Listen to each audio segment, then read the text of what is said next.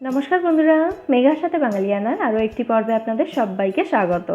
আজ আপনাদের সঙ্গে শেয়ার করছি অসাধারণ সুস্বাদু সম্পূর্ণ নিরামিষ এবং ঝটপট তৈরি হয়ে যাওয়া একটি রেসিপি, ঝিঙে ভাজা। গরম ভাতের সাথে খেতে এটা অসাধারণ লাগে, আর শুধুমাত্র এই প্রিপারেশনটা থাকলেই দেখবেন এক থালা ভাত কিন্তু নিমেষেই শেষ হয়ে যাবে। খুব সহজ একটা রেসিপি। প্রথমে কড়াই গরম করে আমি তার মধ্যে 2 টেবিল স্পুন মতো সর্ষের তেল দিয়েছি। তেলটা ভালো করে গরম হয়ে গেলে ওতে দিলাম 1 টিস্পুন মতো গোটা জিরে, সাদা জিরে, আর দিলাম একটা তেজপাতা। জিরেটা একদম ব্রাউন করে ভেজে নিতে হবে। তারপর জিরেটা যেই দেখবেন ফটফট করে আওয়াজ করে ফাটতে শুরু করেছে, তখন ওর মধ্যে ঝিঙেটা দিয়ে দিতে হবে। আমি এখানে হাফ কেজি ঝিঙে খোসা ছাড়িয়ে ভালো করে ধুয়ে ছোট ছোট পিস করে কেটে নিয়েছি।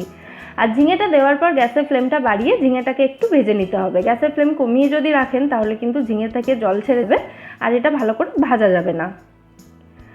ঝিঙেটা হালকা ভাজা হয়ে গেলে ওর মধ্যে আমি দিয়ে দিলাম স্বাদ মতো নুন, 1/4 টিস্পুন মতো লঙ্কা গুঁড়ো, আর 1/4 টিস্পুন মতো হলুদ গুঁড়ো। সাথে দিয়ে দিচ্ছি হাফ টিস্পুন মতো জিরে গুঁড়ো। তারপর খুব ভালোভাবে নাড়াচাড়া করে ঝিঙের সাথে সমস্ত মশলাগুলোকে মিশিয়ে দিতে হবে। এবার কড়াইটাকে ঢাকা দিয়ে আমাদের এটাকে একদম লো ফ্লেমে রেখে রান্না করতে হবে, ঝিঙেটা যতক্ষণ না পুরোপুরি সেদ্ধ হয়ে যাচ্ছে সেই সময় পর্যন্ত। 2 থেকে 3 মিনিট রাখলেই কিন্তু দেখবেন ঝিঙেটা সুন্দর নরম হয়ে গেছে। তারপর ঢাকনা খুলে এর মধ্যে আমি দিয়ে দিলাম 2টো চেরা কাঁচা লঙ্কা। কাঁচা লঙ্কার ফ্লেভারটা কিন্তু এই রান্নায় দারুণ লাগে, অবশ্যই দেবেন।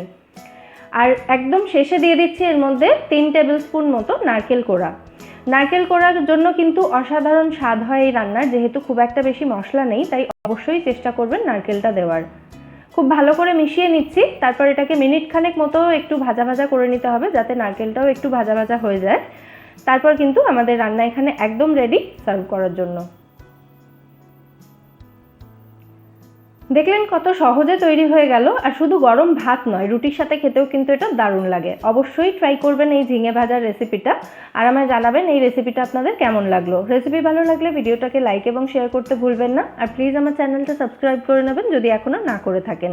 ফিরে আসবো নতুন কোনো রেসিপি নিয়ে। সবাই সুস্থ থাকবেন, ভালো থাকবেন এবং সবাইকে ভালো রাখবেন।